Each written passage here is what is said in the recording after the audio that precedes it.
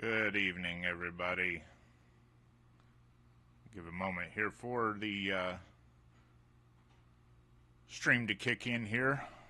Let some people get into the room here.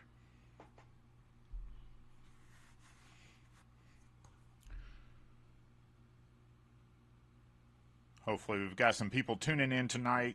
I wanted to come live tonight to discuss the severe weather threat potential that we do have for our area tomorrow.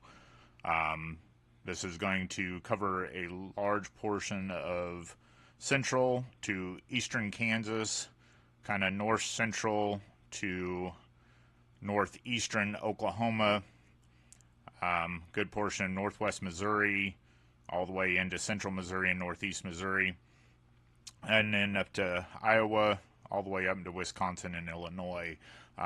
Mainly what I'm referring to is the big orange blob that you see on the screen right now. The SPC has had an enhanced, my mouth's a little dry, an enhanced threat for severe weather, enhanced risk for severe weather, level 3 out of 5. This has been in place since yesterday. The area that we're looking at here, we have an enhanced risk for severe weather. Just kind of looking over the SPC outlook for tomorrow. What we have happening is we're going to have a strong flow aloft mixing with a very unstable air mass, and this is going to provide the perfect mix for supercell storm development. As a result of this, widespread strong to severe storms are expected with all hazards possible. That being hail, wind, and tornadoes. However, damaging winds is expected to become the primary threat, especially in this area like the KC Metro up here in northeast Kansas, northwest Missouri.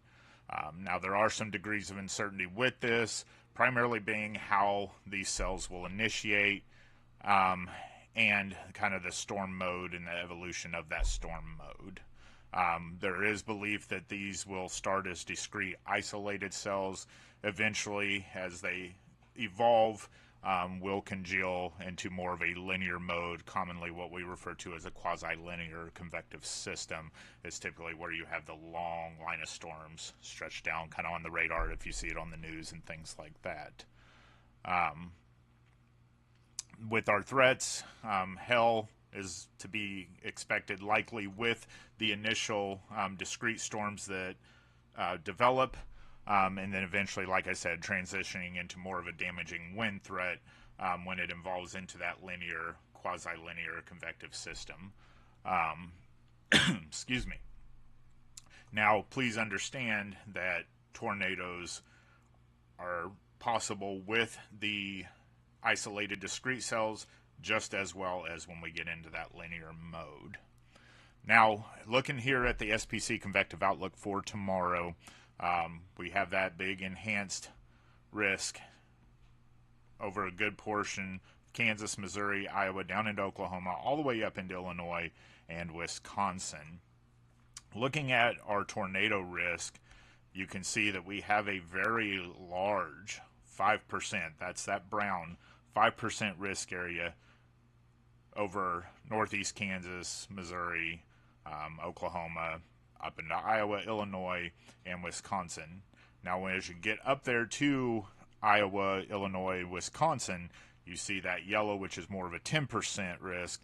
They also have an intensity level, a SIG 2 intensity level up there. Up in that area is expected that there could be the potential for a tornado outbreak in that area. But with us locally here, I'm kind of focusing on us here in primarily the northeast Kansas, northwest Missouri, kind of that very extreme southeast Nebraska and southwest Iowa areas. We're looking again at that 5% tornado risk, and we do have a SIG 1 intensity hatched area.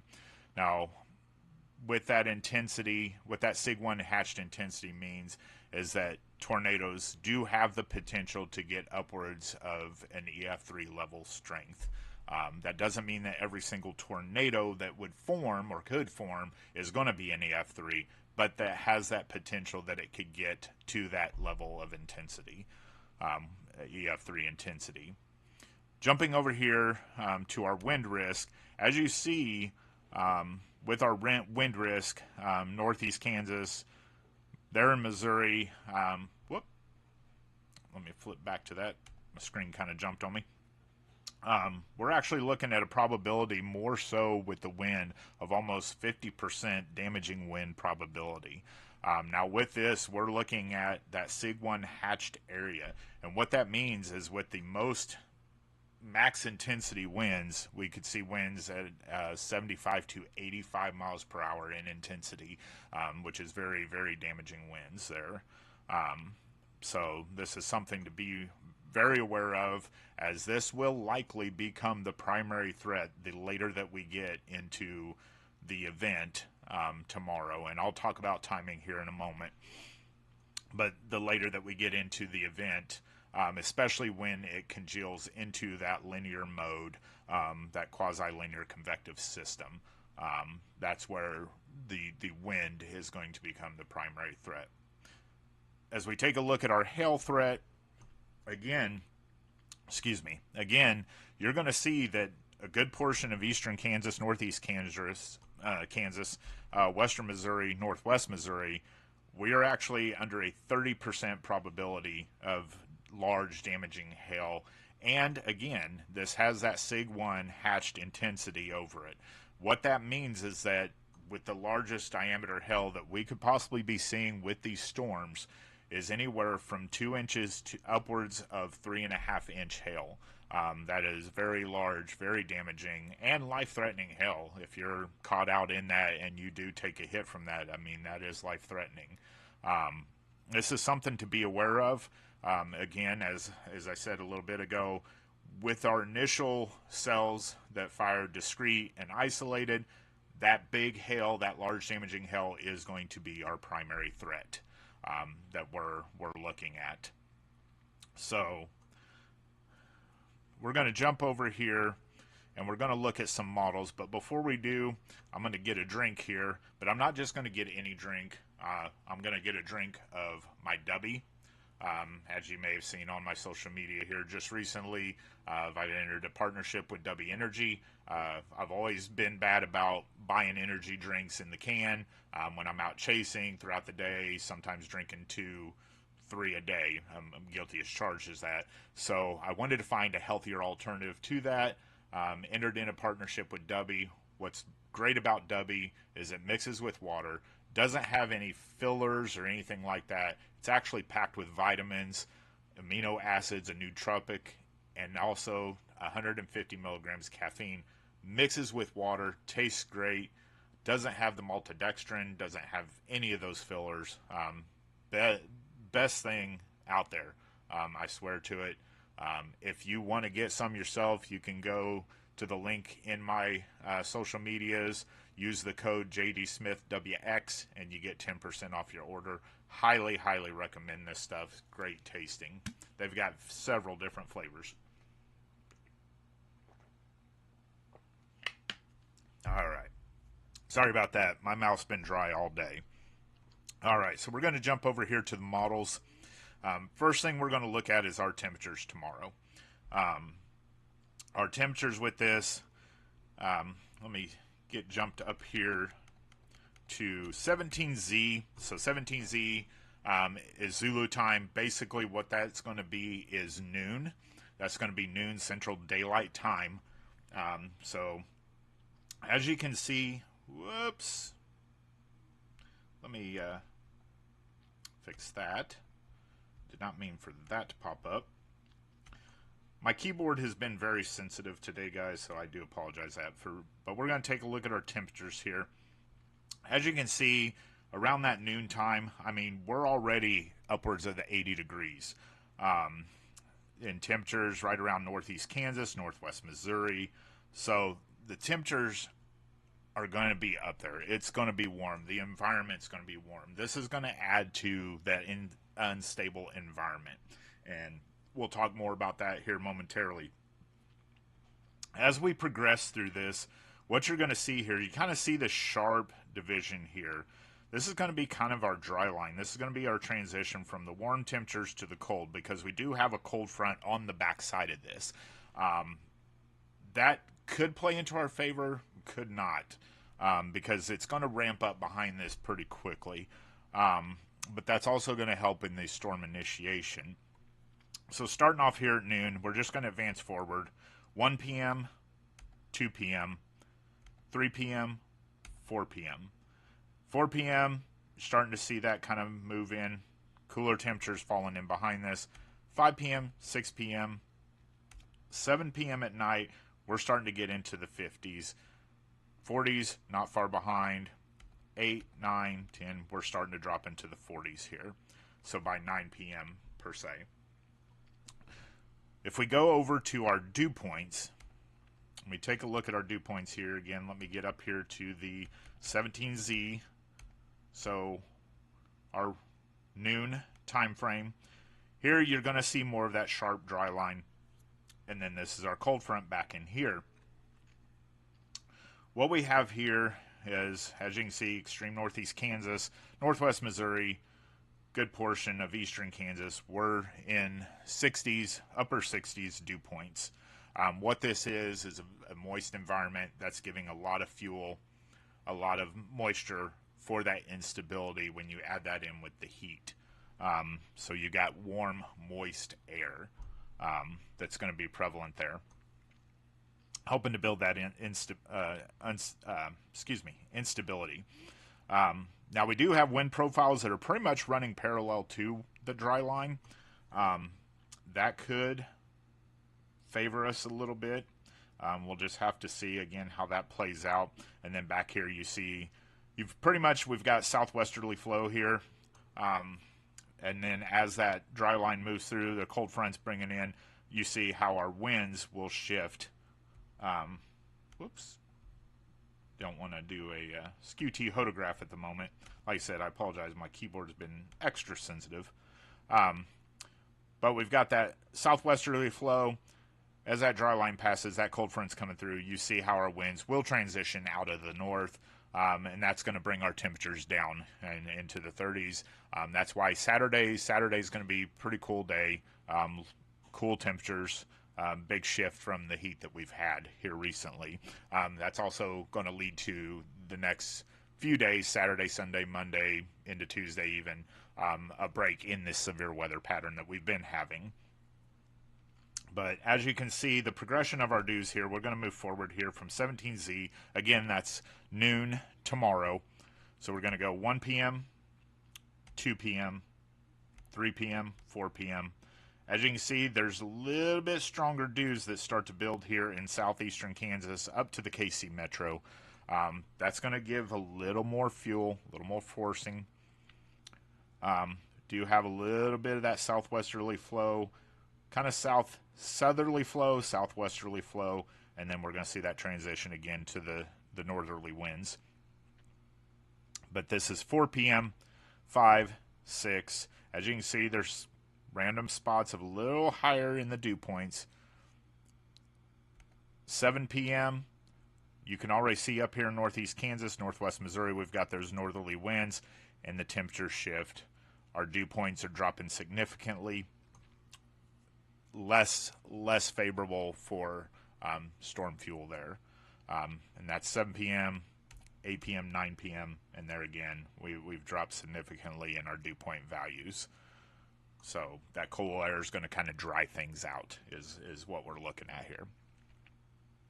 Jumping over, what we're going to look at next is our 0 to 3 kilometer CAPE values.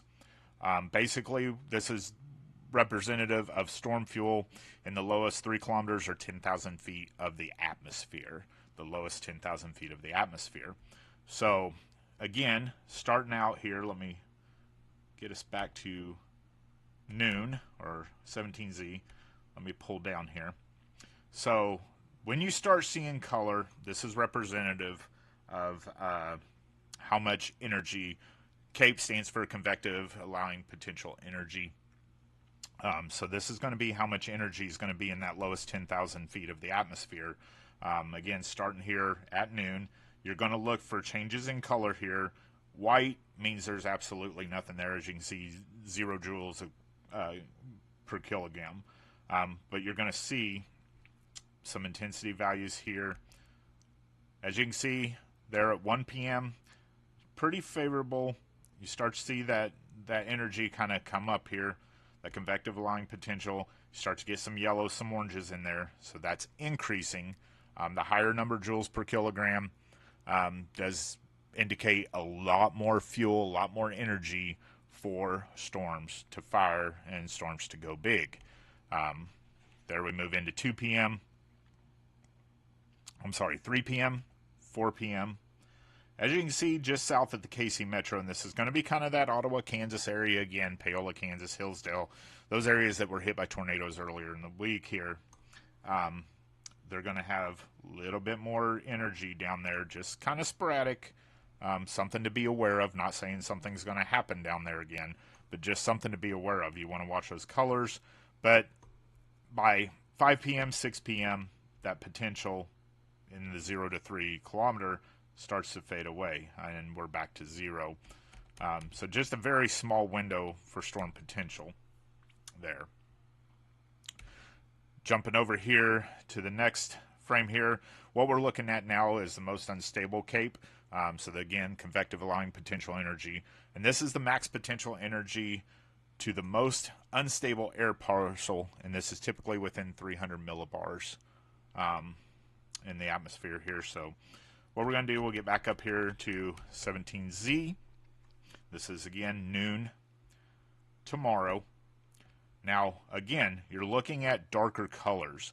This is the most unstable energy in the atmosphere that is favorable for storm development, severe weather.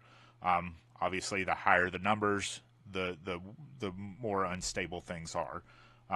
So, as you can see here at noon tomorrow, right across northeast Kansas, northwest Missouri, into north central Missouri, all the way up into Iowa, of course, there is a lot of energy available. This is the concerning part. Right here, you can kind of see that sharp dry line there. That's gonna act. That's where our cold front's gonna be moving in behind this. But a lot of energy here. A lot of energy. As we move forward here, 1 p.m., you can see a little bit darkening. I mean, we're looking at some areas almost 4,000 joules per kilogram. No convective inhibition, or very little convective inhibition, is going to be there. So when you've heard recently, maybe on the news or anything, when we talk about the cap over in the environment. So what the cap is a warm layer of layer of warm air aloft up in the atmosphere. Basically, if you think in terms of like a pot of boiling water, and you've got a lid on top of that, and that lid is keeping all that steam, all that stuff inside the pot. That's basically how the cap acts in the atmosphere. Now, when you pull that lid off, obviously you know with experience that steam bursts out of there, things rise, come out of there with force. The cap in the environment acts that way. If the cap erodes away, that energy just surges and things go big, supercells go big. Basically, that is what happened with the tornadoes the other night there in Ottawa, Kansas, Hillsdale, Kansas. Now, keep in mind that wasn't even in a forecasted risk area, and I think we had upwards of 7 tornadoes kind of in that general area. I think the highest rated was an EF2 that hit Hillsdale and hit Ottawa. But what happened there is we did have a cap in place. And when you talk about timing and ingredients, there was a small storm, small cell that fired out by Emporia, Kansas. And as that storm started tracking to the northeast, miraculously, that cap that was in place eroded away and weakened and eroded completely away. When that cell encountered that environment, it went big. And if you haven't seen the pictures on Facebook or circling social media of that cell, when we're talking like mothership, I mean, it was stacked. It was impressive.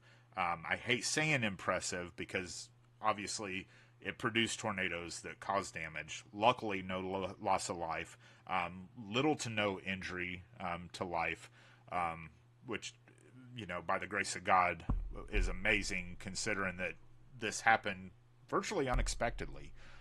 Again, timing, that cell hit the environment just at the right time and things went big. This can happen tomorrow. I'm not going to lie to you, the potential's there. Again, we're looking at timing, we're looking at the environment is primed for cells to go big, to have tornadoes, to have strong damaging winds, large diameter hail. These things are possible tomorrow. Now, I will say the more favorable environment for things like, again, to talk outbreak potential in terms, is up there at Wisconsin, Iowa, those kind of general areas up there are expected to be more favorable for this. But down the line here, there is a reason why we're in a 5%. There is a reason why it's hatch sig1 intensity. And then we have the higher hail probabilities. We have the higher damaging wind probabilities. Is because there is going to be this energy that is there. If discrete cells fire, if they hit this at the right time, they can potentially go big and they can produce large damaging tornadoes upwards of almost EF3 intensity. So this is something to be very aware of tomorrow, folks. Beware of your weather. Have multiple ways to receive alerts and warnings, and I'll touch more on that at the end of this live. But just the reason I'm doing this video is to make you guys aware. This is something I've had on my radar, but when we stayed consistent with an enhanced risk and they've kind of increased our hail probabilities or wind probabilities, you know, timing wise, it's something to definitely be aware of. So let's get back into these models here. So we have a lot of energy here, and this is at 1 p.m. in the afternoon. So 1 p.m. in the afternoon, we're looking in areas of upwards of 4,000 or greater joules per kilogram of convective line potential, and this is most unstable. So we move on here, 2 p.m., 3 p.m. Now again, right here, this is going to be kind of that Lawrence, Kansas area. I mean, again, they're almost upwards of 4,100 joules per kilogram. So these areas really want to be weather aware tomorrow. Up here, even, you know, coming close to Atchison, almost 4,000. 2100s, 4 p.m. As you can see, this starts to kind of diffuse. This starts to move out. 5 p.m., 6 p.m., 7.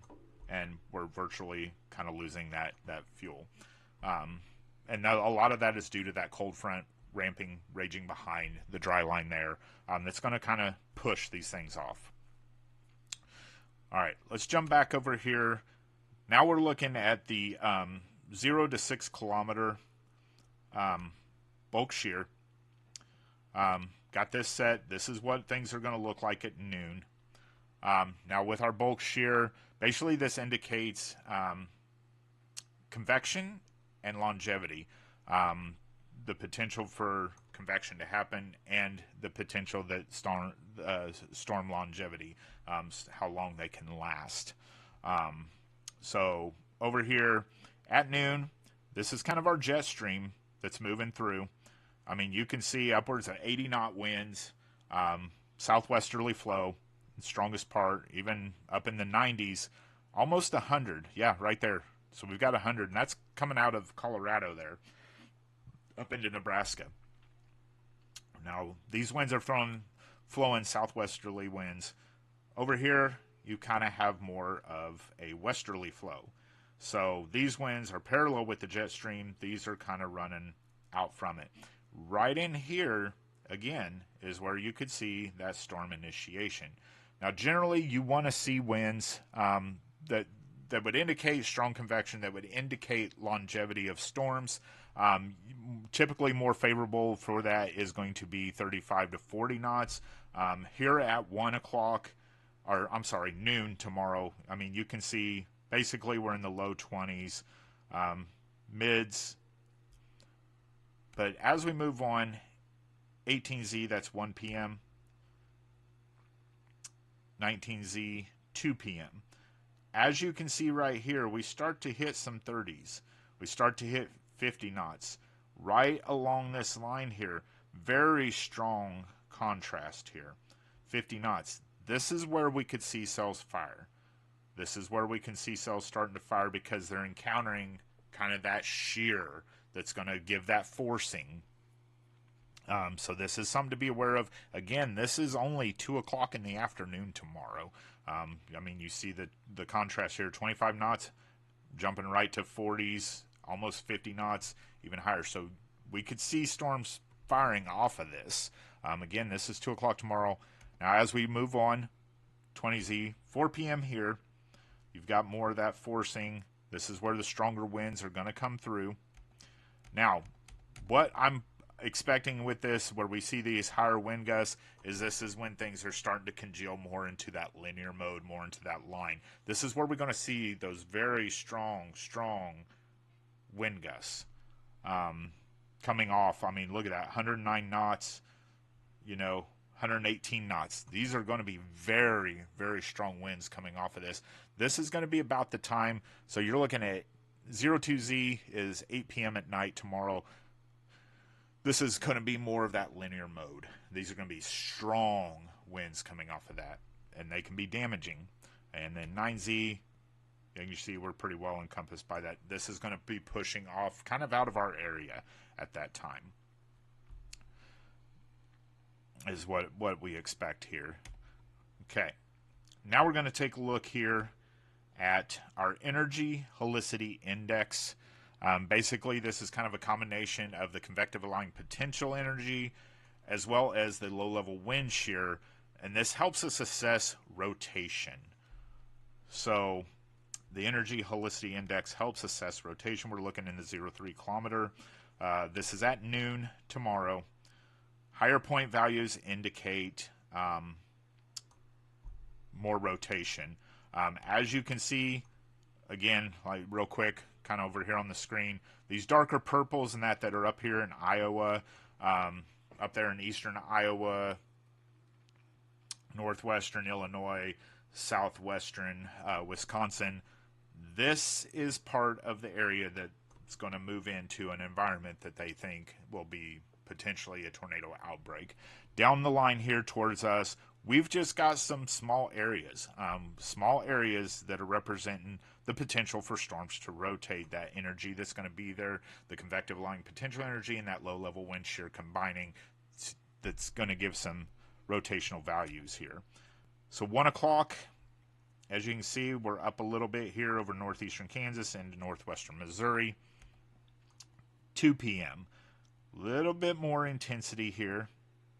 If we were to take a point sounding here, let's just do it right over Doniphan County, Kansas. That's kind of where my home base is.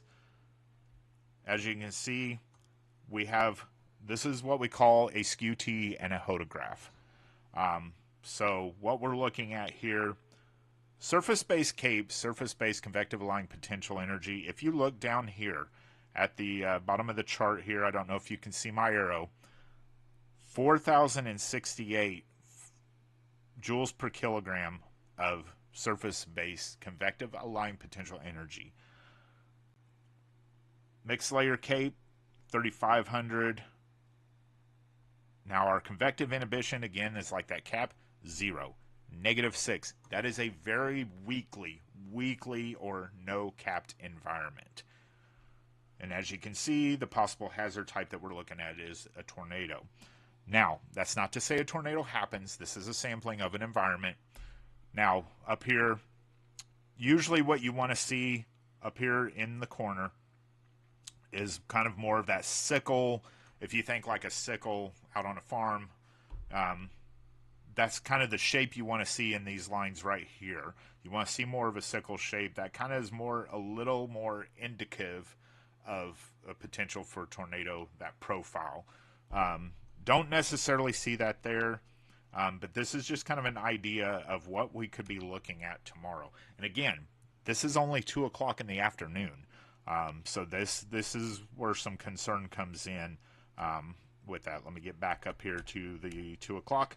You can see pretty high values there, even over in northwest Missouri. Move along here, 4 p.m. Got a pretty good ball of energy right here, just in just kind of south of St. Joe there. Again, take another point sounding. We're looking at tornado possible hazard there. A lot of energy in the environment. So these are things just to be aware of. I'm not doing this live to scare anybody or make anybody concerned, but I just want to make people aware. So as we move on, again, this is 4 p.m., 5 p.m., 6 p.m., 7 p.m. As you can see, things have calmed down here by 7 p.m. It's not to say it will be completely that, but it looks, as the evening wears on, things are going to congeal into that line. We'll have the damaging wind threat, but it's going to move out of this northeastern Kansas, northwestern Missouri area probably rather quickly. By late evening, I would say 8, 9 o'clock hour, we should be fairly clear of severe weather. That's not to say that that's how it will happen, but my guess is by that time we should be in the clear. As you can see, 7 o'clock, 8 o'clock, 9 o'clock, and so on. Okay, let me go over here. Now, this is our SIGTOR parameters. Basically, what the SIGTOR parameter does, forecast areas with higher EF2 plus potential. And when we say EF2 plus, we're talking about large damaging tornadoes. So the SIGTOR parameter just basically is kind of forecasting the potential for that. So we're going to go starting out at noon. Again, the darker colors, the brighter colors, the pinks, the purples, obviously are going to indicate that environment. Again, at noon tomorrow, you see that same area, Iowa, Illinois, Wisconsin, even some of Minnesota right there. But let's get back kind of over here to our area. We're going to advance here, 1 p.m., 2 p.m., 3 p.m. As you can see, some of that SIGTOR starts to kind of move up into our area. 4 p.m., you do get a little blip here, kind of near the KC Metro, with some of that darker red SIGTOR parameter. But again, like say we look at that 2.0, we click first sounding, shows potential for TOR. Little bit more of a hook there. Higher CAPE values, very little to no convective inhibition. Again, like that cap that we talk. But as you can see, as we move along here, that SIGTOR parameter, things start to die down as we get into the evening hours. 23Z, 6 p.m., 0Z's actually, even though it says Saturday, let me just reiterate, just because it says Saturday, 0Z is actually 7 p.m. Friday. So let me just, remind you of that when you're looking at Zulu time. 8 p.m., 9 p.m., as you can see, I mean, we are clear here. Okay, a couple more here I want to show. Oop, that's not it. Here we go. All right, so 17Z, noon tomorrow. Basically, we're going to look at kind of reflectivity that also shows that upper helicity tracks. Now, upper helicity tracks basically, and I'll point out to that because we will see some on here, what upper helicity tracks indicate is rotation that is vertical in the updraft.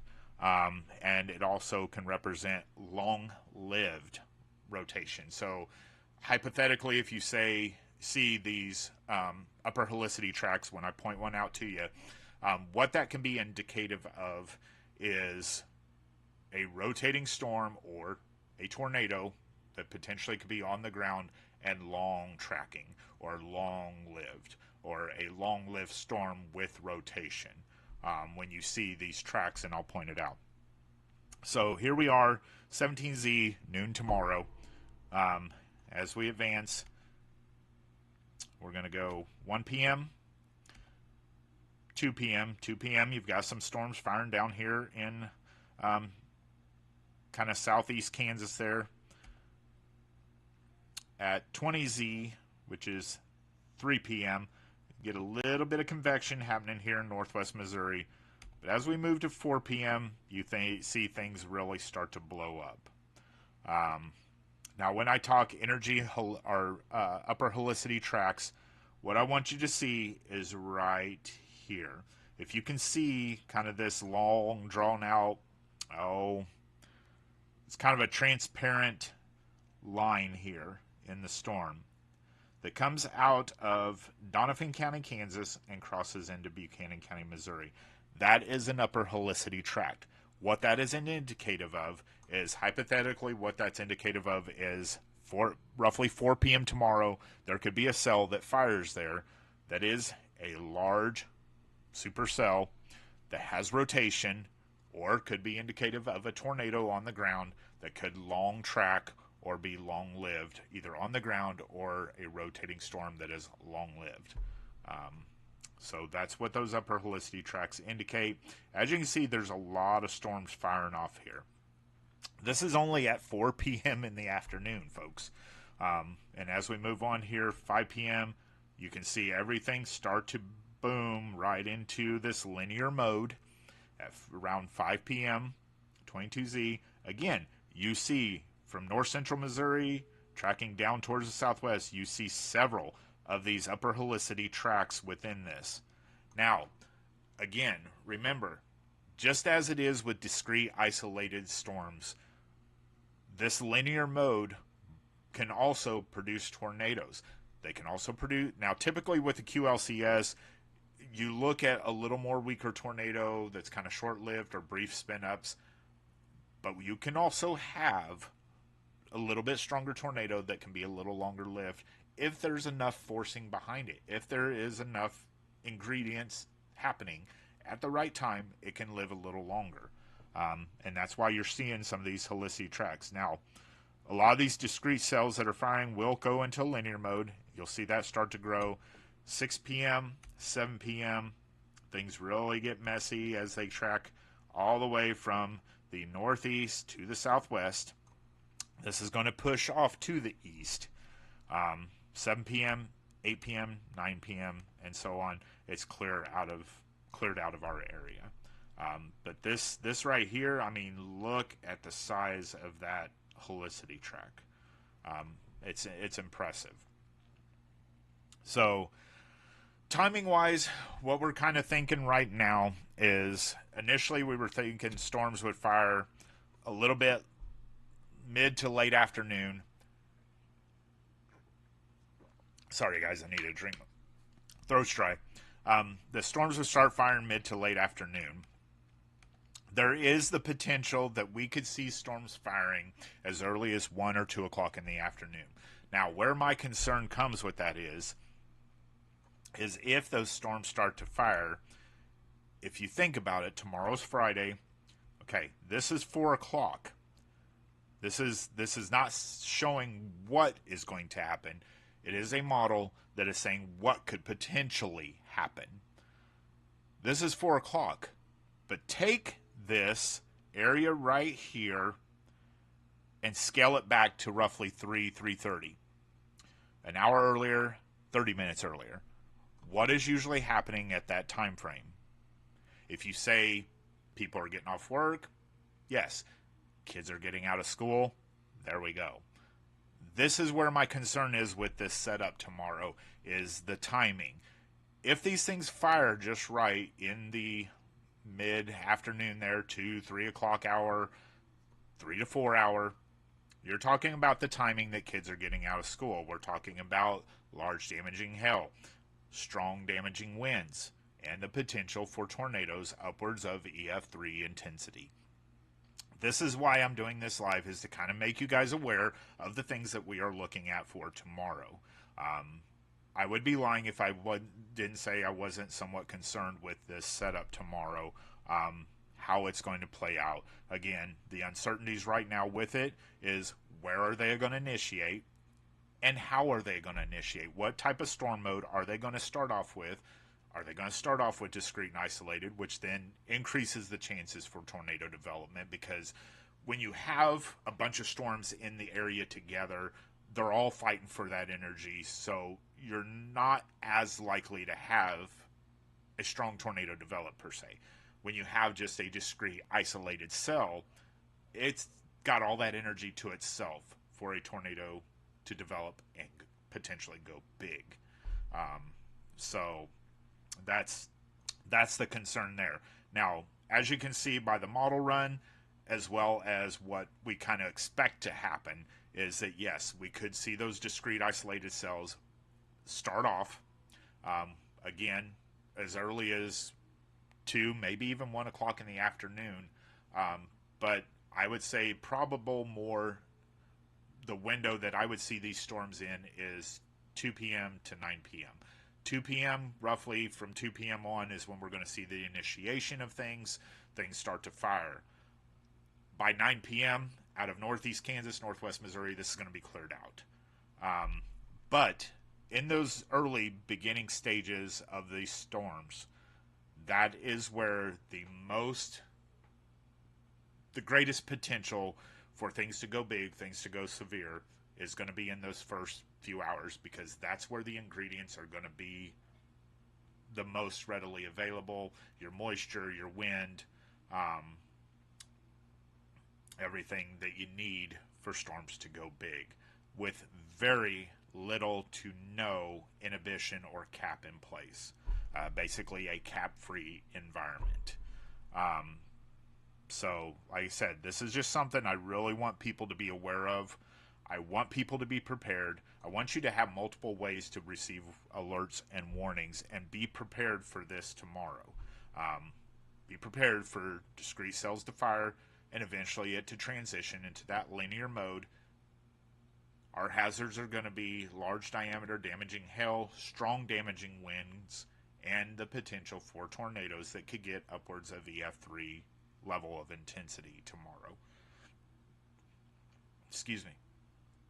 So with having multiple ways to receive alerts and warnings, I highly, highly recommend you get signed up for Weather Call Next Gen. I want you guys to understand that Weather Call Next Gen is a service. It's not an app. It's a service. And it's a service that I personally use myself. And I tell you, you don't just get multiple warnings for when it's in your county, you get a warning or anything like that. With Weather Call Next Gen, you get a phone call and a text message when your exact location is immediately being impacted by a severe weather threat, be it tornado, severe thunderstorm, flash flood, tornado emergency. You get notified when you are directly impacted by this. Now, in that text message, you get a link that shows your location within that warning polygon. The best part about this is this service is only $15 a year. Now, you can also, you get signed up for this, you get that phone call and that text message from me directly. So it makes it more personal. It's a voice, it's a face that you are familiar with instead of some stranger.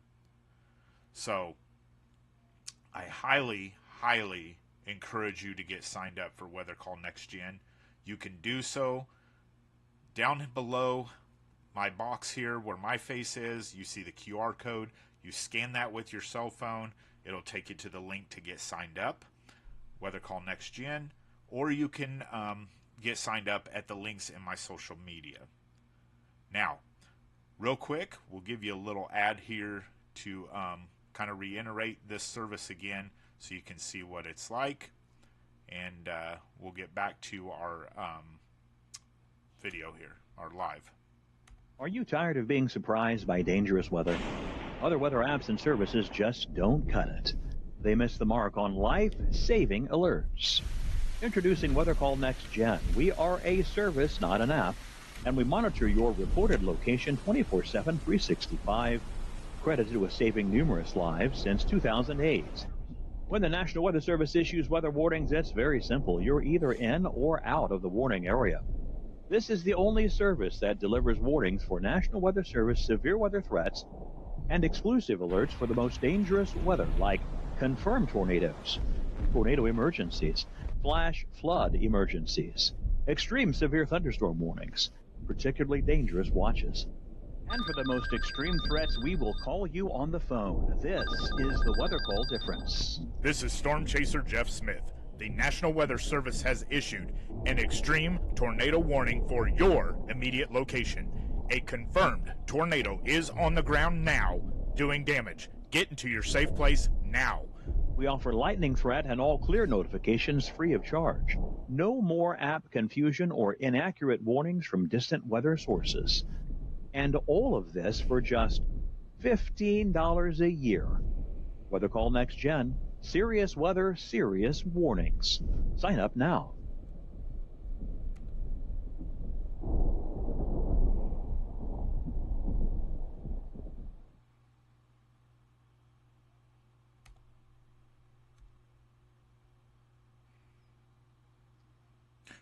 All right, guys.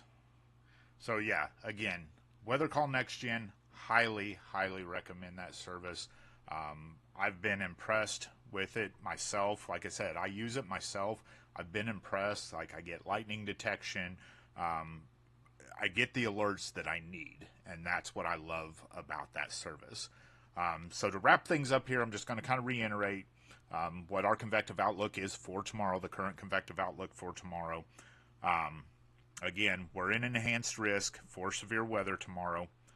For our general areas, eastern Kansas, western Missouri, northwestern Missouri, northeast Kansas, we are in that 5% tornado risk area with a SIG 1 intensity hatched area. What that means, and when we say 5%, let me preface that. When I say 5%, basically what that means is there's a 5% probability of a tornado happening within 25 miles of a certain point in that area, that risk area.